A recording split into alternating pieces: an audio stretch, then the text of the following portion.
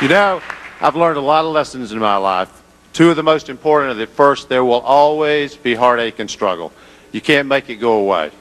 But the other is that people of good and strong will can make a difference. And we can make a difference. Rest assured, we will make a difference. One lesson is a sad lesson, but the other lesson is inspiring. And we are Americans, and so we choose to be inspired. We choose to be inspired because we know we can do better, because this is America, where everything is still possible.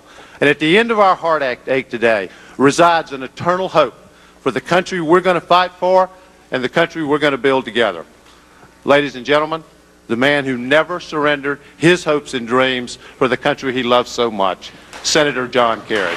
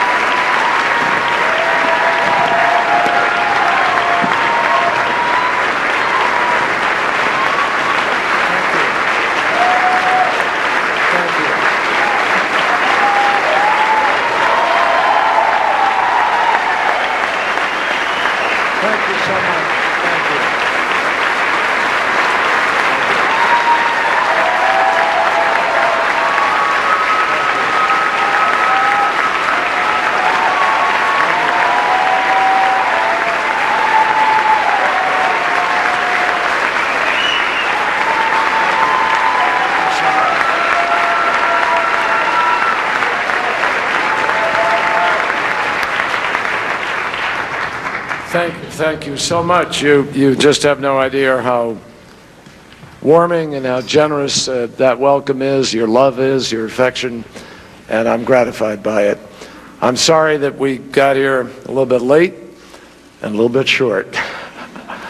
Earlier today, I spoke to President Bush and I offered him and Laura our congratulations on their victory. We had a good conversation. And we talked about the danger of division in our country and the need, the desperate need for unity, for finding the common ground, coming together. Today, I hope that we can begin the healing. In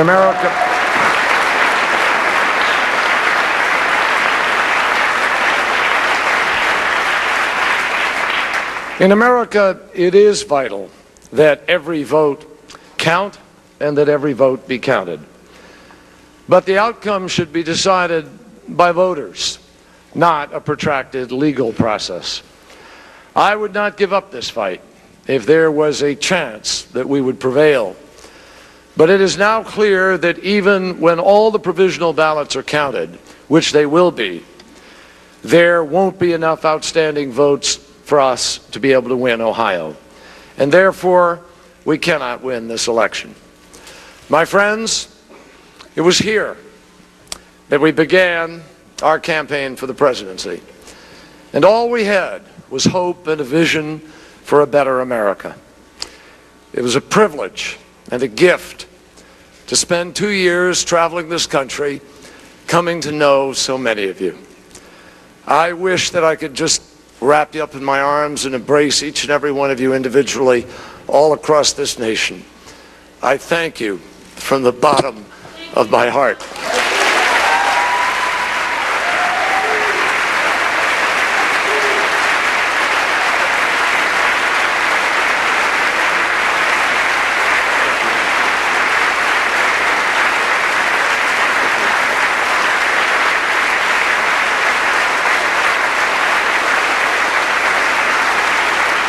Thank you.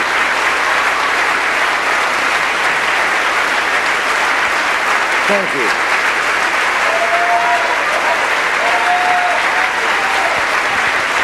Thank you. We still got your back. Thank you, man.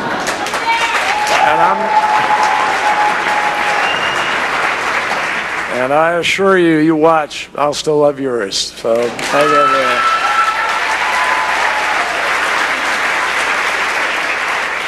I will always be particularly grateful to the colleague that you just heard from who became my partner, my very close friend, an extraordinary leader, John Edwards, and I thank him for everything he did.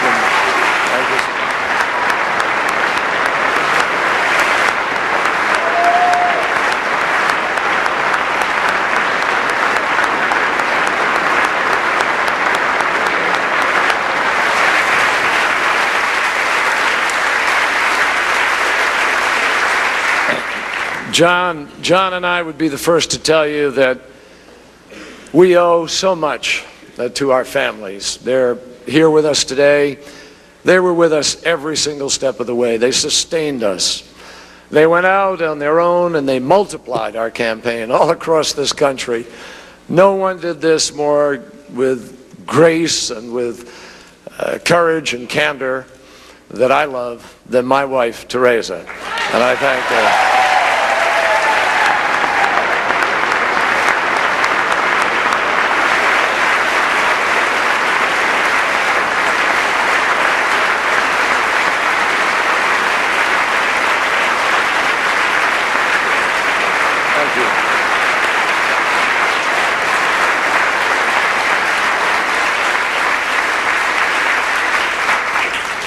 And our children were there every single step of the way.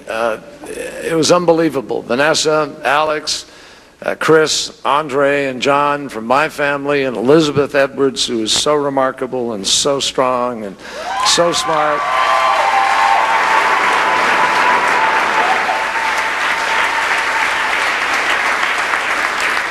And Johnny and Kate, who went out there on her own just like my daughters did, and also Emma, Claire, and Jack, who were up beyond their bedtime last night, like a lot of us.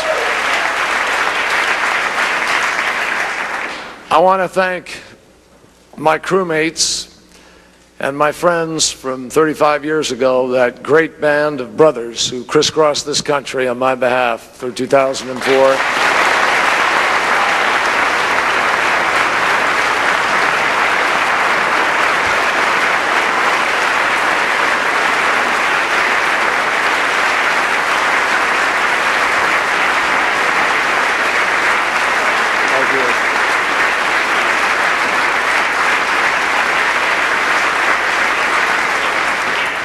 They had the courage to speak the truth back then, and they spoke it again this year, and for that I will forever be grateful.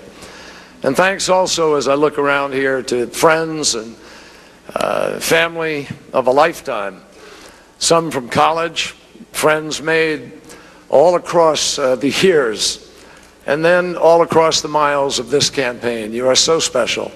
You brought the gift of your passion for our country and the possibilities of change, and that will stay with us and with this country forever. Thanks to Democrats and Republicans and independents who stood with us, and everyone who voted, no matter who their candidate was. And thanks to my absolutely unbelievable, dedicated staff led by a wonderful campaign manager, Mary Beth Cahill, who did an extraordinary job.